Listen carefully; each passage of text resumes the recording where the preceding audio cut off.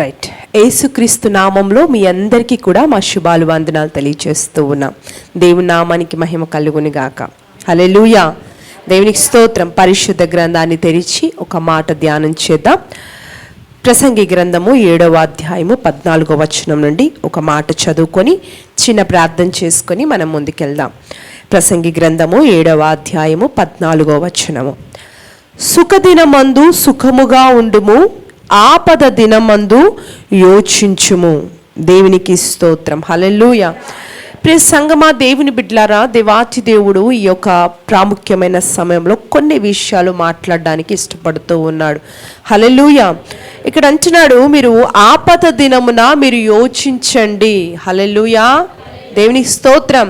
ఈరోజు ఒక వ్యక్తిగా ఒక మనుషులంగా చూడండి, మన మనిషి మనుగడను కాపాడడానికి ఏమీ పనికిరావు, కానీ దేవుని యొక్క ప్రేమ, ఆయన కృప మాత్రమే, ఆ దయ మాత్రమే మనల్ని కాపాడుతుంది. హల్లెలూయా.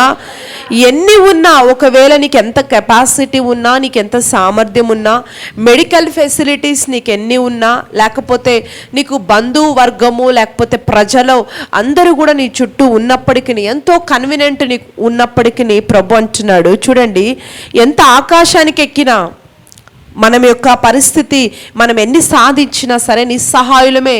ఎందుకంటే ఆయన కృప లేకపోతే, ఆయన శక్తి, ఆయన ప్రభావం, ఆయన దయ మన మీద లేకపోతే మనము వి కాంట్ డూ ఏమీ కూడా మనం ముందుకు నడవలేమండి. గడిచిన కాలంలో మనం అనుభవించాం. పాండమిక్ టైంలో, కరోనా టైంలో ఎంతోమంది గొప్పవారు, ఎంతోమంది శక్తివంతులు, ఎంతోమంది డబ్బున్నవారు కూడా ఏమైపోయినారండి, మరణించినారు కదండి. చాలామంది దేవుని దయ, దేవుని కృప వారి యందు ఉన్నవారు సజీవులుగా మిగిలి ఉన్నారు. దేవునికి స్తోత్రం. హల్లెలూయా. లోకం ఎంత అడ్వాన్స్గా ఉన్నప్పటికీ మనిషే, దేవుడే. అవునా? ఈరోజు చాలామంది అంటారు, చాలా అడ్వాన్స్ అయిపోయింది లోకము, కాబట్టి ఏదైనా చేయగలము. రీసెంట్గా ఒక న్యూస్ ఏంటంటే, ఏమంటారంటే మిషన్స్ ద్వారా పిల్లలు పుట్టించేస్తున్నాం, మేము కనుగొన్నాం, మిషన్స్ ద్వారా పిల్లలు పుట్టించేస్తాం, ఇంకా దేవుడు అవసరం లేదు అన్నట్లుగా కొంతమంది శాస్త్రవేత్తలు ముందుకు వచ్చినారు. అంటే చాలామంది అనుకుంటారు, ఇంకా కొంతమంది దేవుడే లేడు అంటే, కొంతమంది దేవుడు ఉన్నారు అంటే, కొంతమంది అన్నీ కూడా మేము చేయగలము అని కొంతమంది. సో ఇలాంటి ఒక ధోరణి బయలుదేరుతున్న వేళ ఎంత దినములలో ఈరోజు మనము నేర్చుకోవాల్సిన విషయం ఏమిటయ్యానంటే, ఎంత అడ్వాన్స్ అయిపోయిన మనిషే, దేవుడే. హల్లెలూయా.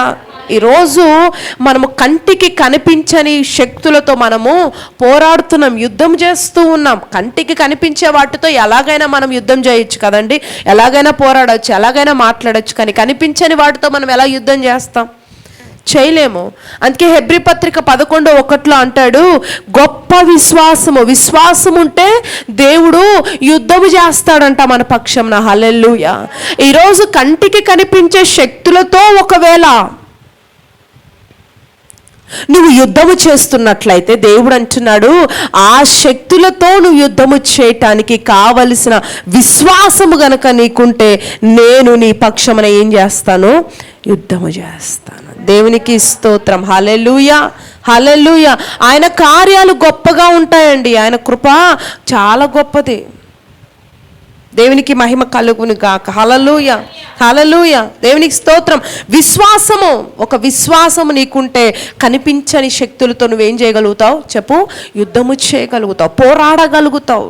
బైబిల్ గ్రంథంలో ఒక స్త్రీని గురించి మీకు జ్ఞాపకం చేస్తాను. ఆల్రెడీ ఎన్నోసార్లు ఆమె గురించి మీరు తెలుసుకొని ఉండొచ్చు. అయినా ఒకసారి ప్రాముఖ్యమైన సమయంలో విన్న మత్తయి సువార్త 15వ అధ్యాయము 21 నుంచి 28 వచనాలు కనుక మనం చూస్తే, ఇక్కడ ఒక స్త్రీ కనిపిస్తూ ఉంది.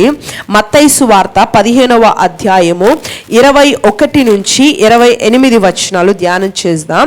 యేసు అక్కడ నుండి బయలుదేరి తూరు సీదోనుల ప్రాంతము వెళ్ళగా, ఇదిగో ఆ ప్రాంతము నుండి ఒక కానాను స్త్రీ ఒకటి వచ్చి, ప్రభువా, దావీదు కుమారుడా, నన్ను కరుణింపుము, నా కుమార్తె దయ్యము పట్టి బహుబాధపడుచున్నదని కేకలు వేసెను. హల్లెలూయా. చూడండి, మన దేవుడు మనకి ఆపదల్లో ఉన్న వారికి ఆయన ఏం చేసే దేవుడు అంటే సహాయము చేసే దేవుడు. అందుకే ఇందాక మన ప్రసంగిలో ఏం చదువుకున్నాం? ఆపద దినమున యోచించు. నీ ఆపద దినమున దేవుని కృప కొరకు కొనిపెట్టు, ఆయన మనకి సహాయము చేసే దేవుడు. ఇక్కడ ఒక స్త్రీ కనిపిస్తా ఉంది మనం చదివిన గ్రంథంలో. ఆమె తన కుమార్తె కొరకు బహువేదన పడుతుంది. తన కుమార్తె ఎలాంటి స్థితిలో ఉంది? దెయ్యములు పట్టి భయంకరమైన దెయ్యముతో పీడింపబడుతూ ఉంటే ఆమె నిమిత్తము తల్లిగా ఏం చేస్తుంది? ఆ తల్లి రోధిస్తుంది, బహువేదన పడుతుంది. ఆమె విశ్వాసం చూడండి. ఆమె కూతుర్ని తీసుకొని రాలా అక్కడికి. ఆ దెయ్యము పట్టిన కూతుర్ని అక్కడ తీసుకొని రాలేదు. ఆమె ఒక్కటే వచ్చి ఆమె విశ్వసిస్తుంది. ఏమని? ఇక్కడ యేసయ్య ఒక మాట పలికితే అక్కడ నా కుమార్తె స్వస్థపరుస్తుంది, విడుదల పొందుతుందని విశ్వసిస్తుంది. దేవునికి స్తోత్రం. మామూలుగా మనము ఎవరు తెలియని చోట అంతగా ఏడవము కదండి. మనుషులు తెలియని చోట, తెలియని మనుషుల మధ్య, తెలియని వారి ముందు చాలామంది ఏడవటానికి ఇష్టపడరు, చాలా స్ట్రాంగ్గా ఉండటానికే ఉంటారు. తెలిసిన వారి మధ్య, బంధువులు లేకపోతే దగ్గర వారి దగ్గర ఏడుస్తారు కదండి. వాళ్ళ బాధ, వాళ్ళ కష్టము, వాళ్ళకున్న పరిస్థితిని చెప్పుకొని ఏడుస్తారు. కానీ తెలియని వారి దగ్గర ఏడవరు. కానీ ఈ స్త్రీ ఎలాంటి పరిస్థితిలో ఉందంటే, తెలియని చోట, తెలియని మనుషులు, తెలియని ప్రాంతము, తెలియని పరిస్థితి, అక్కడ బహుగా రోధిస్తుంది. ఆమె పరిస్థితి అలాంటిది. దేశం కాని దేశము, ఊరు కాని ఊరు నుండి వచ్చింది. ఆమె ఊరు అది కాదు, ఆమె దేశం అది కాదు. కానీ యేసయ్య గురించి ఒక వార్త విన్నది. ఆయన ఎవరినైనా స్వస్థపరుస్తాడు, విడుదలిస్తాడు. కుమార్తెను తీసుకొని రాలేదు, విశ్వాసంగా వచ్చింది. విన్నది, మాటలు విన్నది. యేసయ్య అనేక కార్యాలు చేస్తున్నాడని, ఒక గొప్ప విశ్వాసం ఉంటే చాలు ఎక్కడున్నా విడుదలైపోతున్నారని ఒక మాట విని కుమార్తెను అక్కడ పెట్టి ఏం చేసిందండి? ఒక్కటే వచ్చి బ్రతిమలాడుతుంది. ఆమె భయంకరంగా రోధిస్తూ ఉంది. కానీ ఆమె అంతా ఏడుస్తున్నా యేసయ్య అక్కడే ఉన్నాడు. కానీ ఒక్క మాట కూడా పలకట్లేదంట. మీరు అక్కడ చూస్తే 15వ అధ్యాయం 23వ వచనంలో, అందుకు ఆయన ఆమెతో ఒక్క మాట అయినను చెప్పలేదు. ఆమె ఏం చేస్తుందండి? బహుగా ఏడుస్తుంది, కన్నీరు గారుస్తుంది. ఎలాంటి మనుషులైనా సరే ఏమవుతారు? రెస్పాండ్ అవుతారమ్మా. ఏమైందమ్మా, ఎందుకు ఏడుస్తున్నావు? వాళ్ళు తెలియని వారైనా సరే ఒకవేళ దారిలో ఏడ్చుకుంటా వెళుతున్న ఆపి మరి ఏమంటామండి? ఎందుకు ఏడుస్తున్నావు తల్లి, ఏమైందమ్మా, నీ బాధ ఏంటి అని అడుగుతారు. కానీ యేసయ్య అక్కడే ఉన్నారు, ఒక మాట కూడా మాట్లాడటం లేదంట, ఒక్క మాట కూడా చెప్పట్లేదంట. అయితే కొద్దిసేపటి దాకా శిష్యులు చూశారు. శిష్యులు చూసి వచ్చి మాట్లాడుతున్నారయ్యా, ఈమెను గట్టిగా కేకలు వేస్తుంది, ఈమెను పంపివేయండి. శిష్యులు వచ్చి అంటున్నారు, యేసయ్య ఈమెను పంపివేయి, ఎందుకు ఈమె ఇంతగా కేకలు వేస్తుందంటే అప్పుడు మాట్లాడుతున్నాడు శిష్యులతో మాట్లాడుతూ అప్పుడు అంటున్నాడు ఏమని? ఆయన ఇజ్రాయేలు ఇంటి వారై నశించిన గొర్రెల యొద్దకే గాని ఎవని యొద్దకు నేను పంపబడలేదు. నేను ఎందుకొరకు వచ్చాను? ఇజ్రాయేలు కొరకు వచ్చాను, నశించిపోతున్న నా కొరకు వచ్చాను. కానీ నేను ఎవరి నిమిత్తం రాలే. అంటే ఆమె ఎవరు? ఒక అన్యస్త్రీ, రైట్? అంటే ఆయన అంటున్నాడు, నేను ఇజ్రాయేల్ కొరకు వచ్చాను, నేను ఎవరి కొరకు రాలేదు అని ఆమె ఆ యేసయ్య అక్కడ మాట్లాడుతూ ఉంటే చూడండి, అక్కడ ఆమె నెక్స్ట్ అక్కడ ఆయన నేను పంపబడలేదు అన్నప్పుడు, అయ్యా నాకు సహాయము చేయి ప్రభా అని మరలా అడుగుతుందండి. యేసయ్య అన్నారు, అప్పటి వరకు మాట్లాడలేదు. శిష్యులు వచ్చారు, ఈమెను పంపించే ప్రభు అంటే యేసయ్య అప్పుడు అంటున్నాడు, నేను నీ నిమిత్తం రాలా, అంటే నీకు నేను హీల్ చెయ్యను అనే మాటే కదా, నీ నిమిత్తం రాలేదు అని అన్నాడు. కానీ ఆమె సహాయము చేయి ప్రభా అని అడుగుతూ ఉందంట. దేవునికి స్తోత్రం, హల్లెలూయా. అసలే టెన్షన్, వేరే ప్రాంతం నుండి వచ్చింది, వేరే ఊరు నుండి వచ్చింది. అక్కడ కూతురు ఎలా ఉందోనన్న భయము, ఆందోళన కదండి. తెలియని వారి ప్రజలు, తెలియని మనుషులు, ఒక్కరు కూడా ఆమెకు తెలిసిన లేరు. సహాయంగా పక్కన నిలబడి ఏం కాదులే ఆయన ఖచ్చితంగా చేస్తాడు, కొద్దిసేపు అట్లన్నా సరే చేస్తాడని ధైర్యం చెప్పేవారు లేరు. ఒక్కటే రోధిస్తుంది. దేవునికి స్తోత్రం. అయినా యేసయ్య ఒక్క మాట కూడా పలకట్లేదు. హల్లెలూయా. రీసెంట్గా ఒక సహోదరి కాల్ చేసి లైవ్స్ చూస్తున్న సహోదరి ఒక మాట చెప్తా ఉందండి. దాదాపు 3 years నుంచి మన అన్ని కూడా లైవ్స్ కానివ్వండి, యూట్యూబ్ కానీ ఫాలో అవుతున్న సహోదరి కొంతకాలం నుంచి ప్రార్థన చేయించుకుంటా ఉంది. అయితే ఎప్పుడు చూడు జరగట్లేదు. ప్రార్థన విశ్వాసంతో నేను ప్రార్థన చేసుకుంటున్నానండి, దైవజనులుగా మీరు ప్రార్థన చేస్తున్నారు, కానీ ఈ కార్యము ఎందుకో ముందుకు జరగట్లేదని నిరుత్సాహంగా మాట్లాడుతుండేది. అయితే రీసెంట్గా ఒక నెల క్రితము ఫోన్ చేసి చెప్తా ఉంది, అయ్యా 3 సంవత్సరాల నుంచి ఎదురు చూస్తున్న ఈ కార్యము దేవుడు ఒక్క ఒక్క మాటతో ఒక్క రోజులో మొత్తం కూడా తీసేశాడయ్యా అని సాక్ష్యం చెప్తుందండి. హల్లెలూయా, దేవునికి స్తోత్రం. నిజమే, మన దేవుడు ఎన్ని సంవత్సరాల నుంచి ఎదురు చూస్తున్నామన్నది కాదు, ఆయన ఒకే రోజులో, ఒకే నిమిషంలో, ఒకే సెకండ్లో మన పరిస్థితిని అంతా కూడా ఆయన ఏం చేయగలుగుతాడండి, మార్చివేయగలడు. దేవునికి స్తోత్రం. నువ్వు అనుకుంటుండొచ్చు, నేను 3 సంవత్సరాల నుంచి ప్రార్థన చేస్తున్నానండి, ఈ పని కొరకు, ఈ కార్యం కొరకు 2 ఏళ్ళైంది, 11 నెలలైంది, నెలలు అయిపోయిండొచ్చు, వారం అయిపోయిండొచ్చు. కానీ ఈరోజు నువ్వు విశ్వసిస్తే నిజంగా ఎన్ని సంవత్సరాలైనా నువ్వు ఈరోజు ఒక గొప్ప విశ్వాసం కనుక దేవుడి మీద పెట్టి ఒక చిన్న ప్రార్థన చెయ్యి, నా దేవుడు ఈ రోజే నీ కార్యాన్ని పునః ప్రారంభిస్తాను అంటున్నాడండి. దేవునికి స్తోత్రం. ఆయన అన్నీ చేయగలిగిన సామర్థ్యం కలిగిన దేవుడు ఆయన. దేవునికి స్తోత్రం.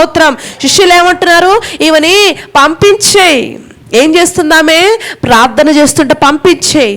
సైలెంట్గా ఉన్నాడు యేసయ్య.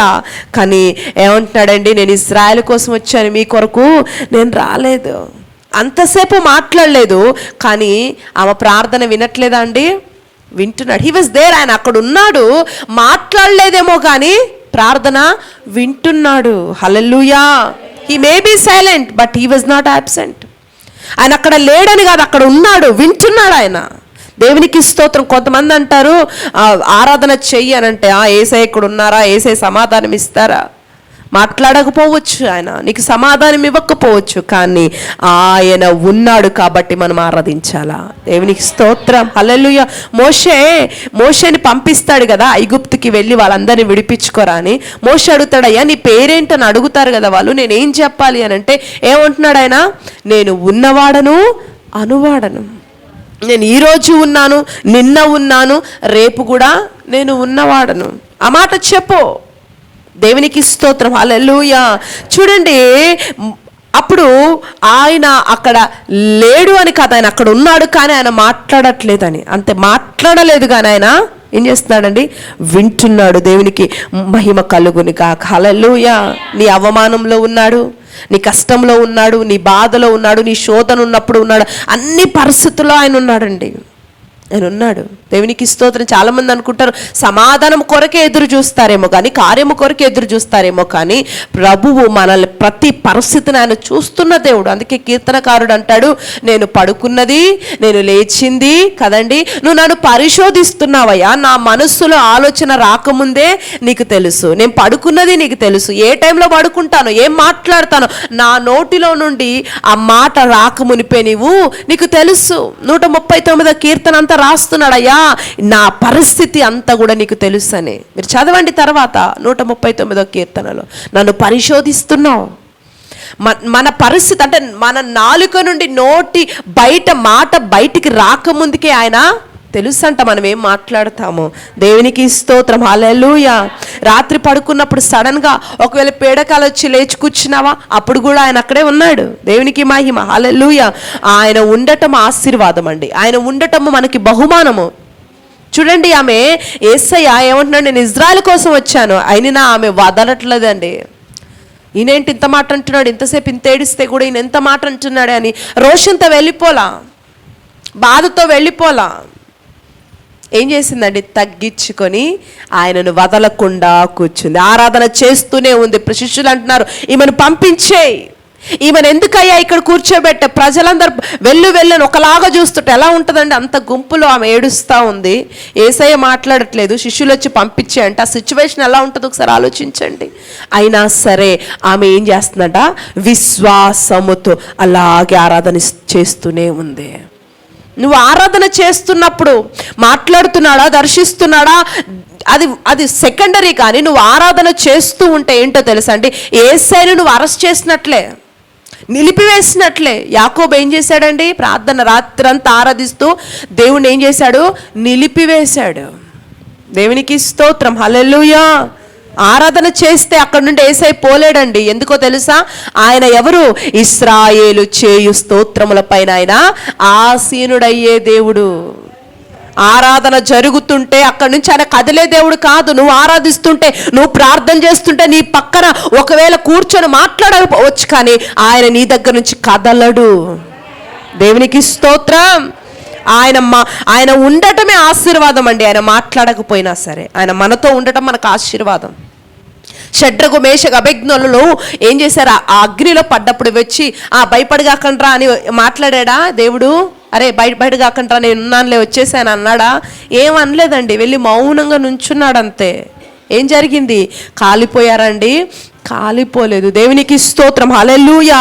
ఆయన వారి మధ్యలో ఉన్నాడు కాబట్టి వారు ఏమయ్యారు? సజీవులుగా మరలా బయటకు వచ్చాడు. వెళ్ళి మాట్లాడలేదు అక్కడ.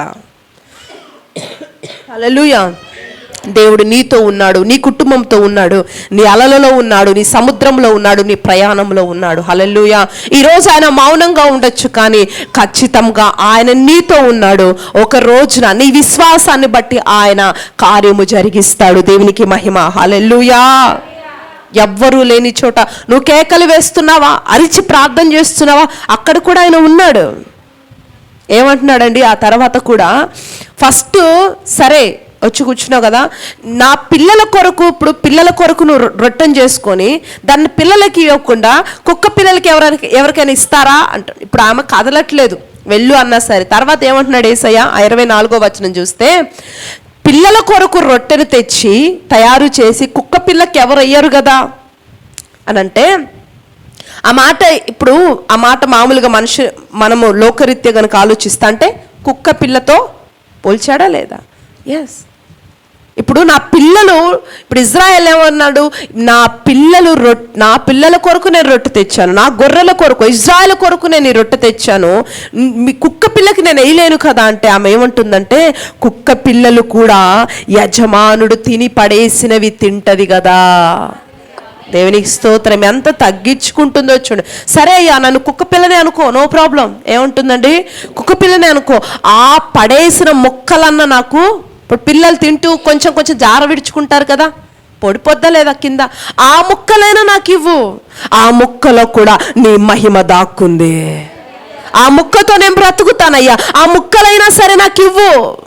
నీ కృపలో ఆ ముక్కైనా నాకు పడేయని ఒక్క మాట మాట్లాడుతూ ఉందండి. ఎంత విశ్వాసమో చూడండి. దేవునికి స్తోత్రం. ఆ మాట యేసయ్యని కదిలించేసిందండి. దేవునికి స్తోత్రం. ఏమన్నాడు? కుక్క పిల్లతో పోల్చినప్పటికయ్యా, కుక్క పిల్లలు యజమానుడు పడేసిన రొట్టె ముక్కలైనా తింటాయి కదా, ఆ ముక్కైనా నాకు ఇయ్యయ్యా, నేను దాంతో బ్రతికేస్తాను.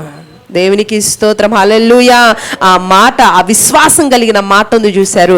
యేసయ్య కదిలిపోయాడు. ఒక్క మాట మాట్లాడుతున్నాడు, అప్పుడు ఒక మాట మాట్లాడుతున్నాడు. ఏమనో తెలుసా? అమ్మా, నీ విశ్వాసము గొప్పది. దేవునికి స్తోత్రం. ఏమంటున్నాడు అక్కడ? చదవండి తర్వాత. అమ్మా, నీ విశ్వాసము గొప్పది. దేవునికి స్తోత్రం. ఏమన్నాడు అక్కడ? నీ శ్రమ గొప్పది అనలా, నీ నింద గొప్పది అనలా. ఏమంటున్నాడు? నీ విశ్వాసము గొప్పది. ఈరోజు నీకు ఇంత శ్రమ ఉంది కాబట్టి, అమ్మ నీ శ్రమలు చాలా ఎక్కువగా ఉన్నాయి కాబట్టి అందుకుని బట్టి నీతో కార్యం చేస్తాను అనడు. నీవు అవమానాలు భరిస్తున్నావు కాబట్టి నీకు ఇన్ని అవమానాలను బట్టి నేను నీకు విడుదల ఇస్తానన్నాడు.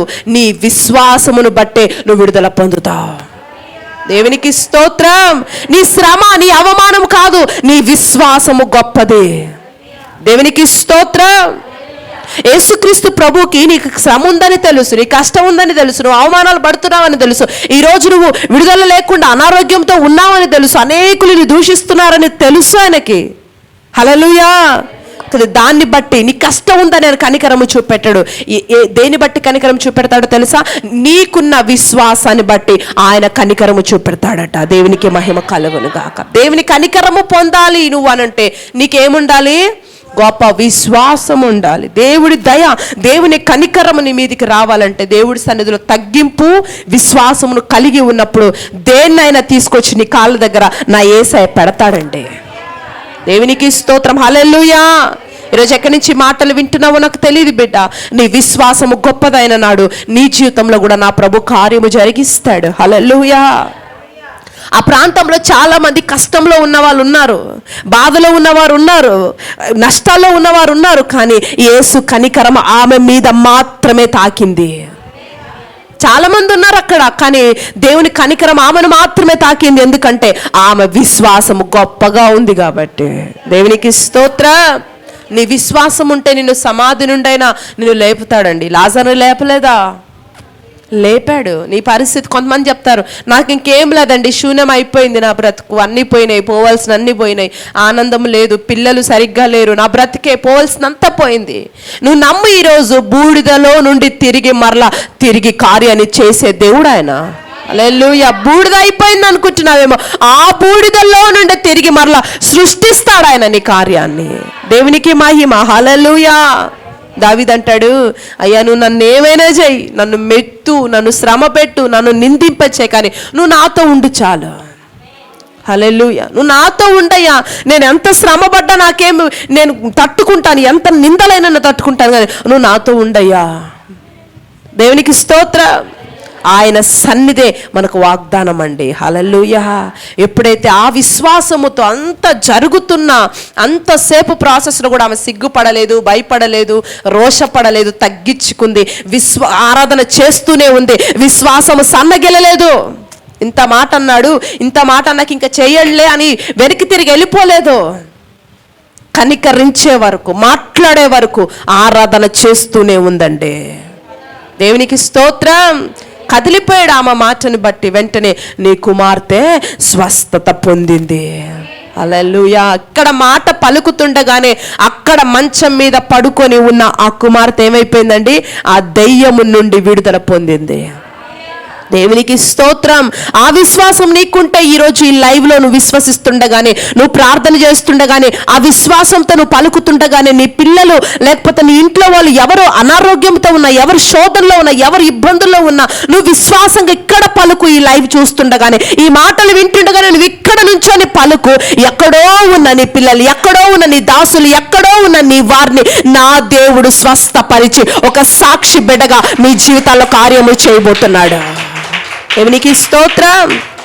హల్లెలూయా. దేవునికి మహిమ కలుగును గాక. నీతో ఉంటానని చాలామంది చెప్తారండి, కానీ వారు ఉండరు కనవరకు.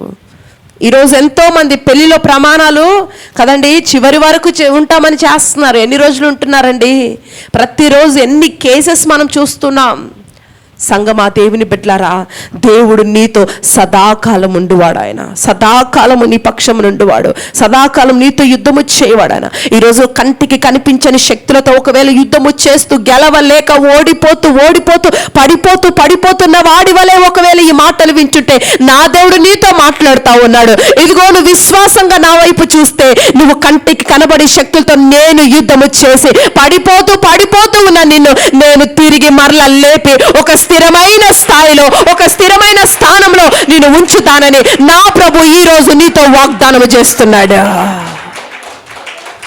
దేవునికి స్తోత్రం. హల్లెలూయా. మాట ఇచ్చి తప్పే దేవుడు కాదండి, ఈరోజు నీతో మాట్లాడుతున్న దేవుడు. హల్లెలూయా. ఈరోజు ఏమి గొప్పదో తెలుసా? నీ విశ్వాసం గొప్పది బిడ్డ. దేవుడు ఇటువంటి సాక్ష్యము దేవుడి నోటి నుండి నీ గురించి నువ్వు చెప్పించుకోవాలి. ఆ బిడ్డను బట్టి దేవుడు చెప్పాడు. ఈరోజు ఒక స్త్రీగా, ఒక పురుషుడిగా నువ్వు ఎక్కడి నుంచి మాటలు వింటున్నావు, కానీ నా దేవుడు నీతో మాట్లాడుతూ ఉన్నాడు ఈరోజు. ఇదిగో కుమారుడా, నీ విశ్వాసం గొప్పది అనే ఒక సాక్ష్యం కలిగి ఉంటే చాలు బిడ్డ, నీ పరిస్థితి ఎలాగున్నా నా దేవుడు తిరిగి లేపుతాడా. హల్లెలూయా. దేవునికి స్తోత్రం.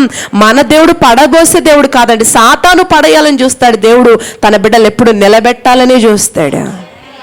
ఈరోజు 5 సంవత్సరాల నుంచి నిలవలేని స్థితిలో ఉన్నావేమో, ఇదిగో స్థిరంగా విశ్వాసములో ఉండు. నా దేవుడు నిన్ను స్థిరపరుస్తాడు, నిన్ను నాటుతాడు, సురక్షితంగా నిలబెడతాడు. నీ కుటుంబంలో, నీ సమాజంలో ఒక సాక్షి బిడ్డగా నా ప్రభు నిన్ను నిలబెడతాడు. దేవునికి స్తోత్రం. హల్లెలూయా. ఆమె విశ్వాసము ఎంత గొప్పగా ఉందండి. కుక్క పిల్లతో పోల్చిన ఆమె విశ్వాసాన్ని విడిచిపెట్టలేదండి. తగ్గించుకుంది ఆయన సన్నిధిలో, తగ్గించుకుని ఆరాధన చేస్తుంది. యేసయ్యని కదలనివ్వలేదట. హల్లెలూయా. ఆయన వెళ్ళాలని చూస్తున్నాడు, కానీ ఆరాధిస్తూనే ఉంది. ఆరాధన చేస్తుంటే ఆయన ఎక్కడికైనా వెళ్ళగలడా?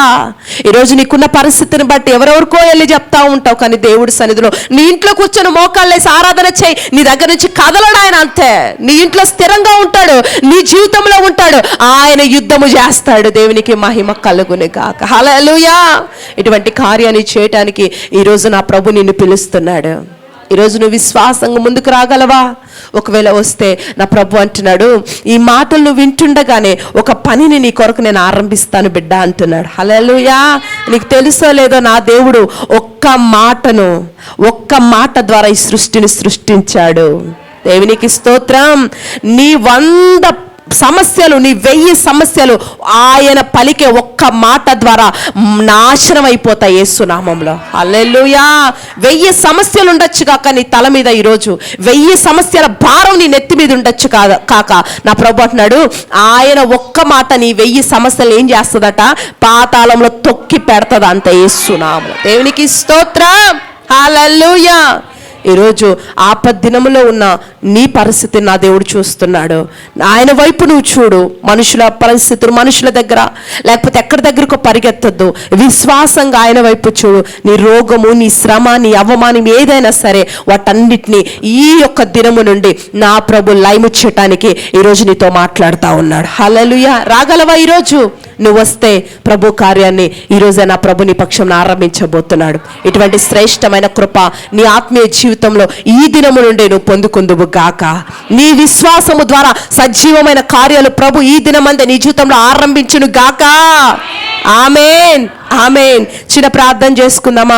దేవుడు ఈ యొక్క సమయాన నీతో మాట్లాడి ఉంటే, సంగమా దేవుని బిడ్డ, ఈరోజు ప్రభు నీతో శ్రేష్టమైన మాటలు మాట్లాడి ఉన్నాడు.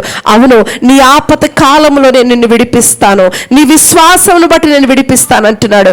ఈరోజు నువ్వు అనుకుంటున్నావా నీ నింద చాలా గొప్పది, చాలా పెద్ద నింద భరిస్తున్నానని, చాలా పెద్ద శ్రమ భరిస్తున్నానని. కానీ ప్రభు కనికరం ఎలా వస్తుందో తెలుసా? నీ విశ్వాసాన్ని బట్టి ఆయన కనికరం పొందుతావు నువ్వు.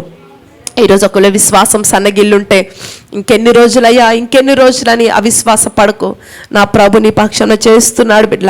ఆయన మాట్లాడట్లేదేమో, మౌనంగా ఉన్నాడేమో, కానీ ఆయన నీ దగ్గర లేడను అనుకోవద్దు. ఈరోజు ఆయన మాట నీకు వినబడలేదేమో, కానీ ఆయన నీ దగ్గరే ఉన్నాడు, నీతోనే ఉన్నాడు. షడ్రకు మేషకు అబేద్నెగోలతో ఉన్నట్లు నీతో ఉన్నాడు బిడ్డ. నిన్ను అపాయం నుంచి విడిపిస్తాడు, నిన్ను బలపరుస్తాడు. ఇదిగో ఆ కఠినమైన పరిస్థితి నుంచి నిన్ను లేపుతాడమ్మా. దిగులు చెందొద్దు. తండ్రి మీకు స్తోత్రాలు.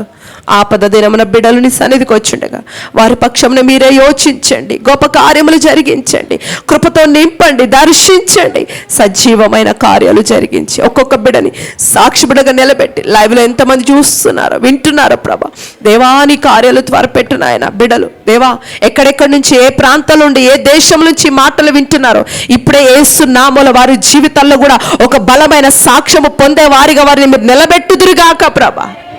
నీ కార్యాలు త్వరపెట్టి దీవించి మహిమ పొందమని యేసుక్రీస్తు శ్రేష్టమైన నామంలో అడిగి వేడుకొనుచున్నాను తండ్రి. ఆమేన్, ఆమేన్. దేవునికి స్తోత్రం. హల్లెలూయా. సో సంగమ దేవుని బిడ్డలారా, మీరు విశ్వాసంగా ఉండండి. దేవుడు బలమైన కార్యాలు మన జీవితంలో జరిగించబోతున్నారు. సో ఇంకా ఆత్మీయ విషయాలు, ఆత్మీయమైన బలమైన సందేశాలు మీరు వినాలి అని ఆశపడితే పాస్టర్ పాల్ కుట్టని యూట్యూబ్ ఛానల్ కూడా మీరు విజిట్ చేయండి, సబ్స్క్రైబ్ చేసుకోండి. దేవుడు బలంగా మాట్లాడుతున్నారు, వినండి, వాక్యాలు పట్టుకోండి. దేవాతి దేవుడు కార్యాలు మీ జీవితంలో బలంగా జరుగును గాక. Amen. May God bless you all.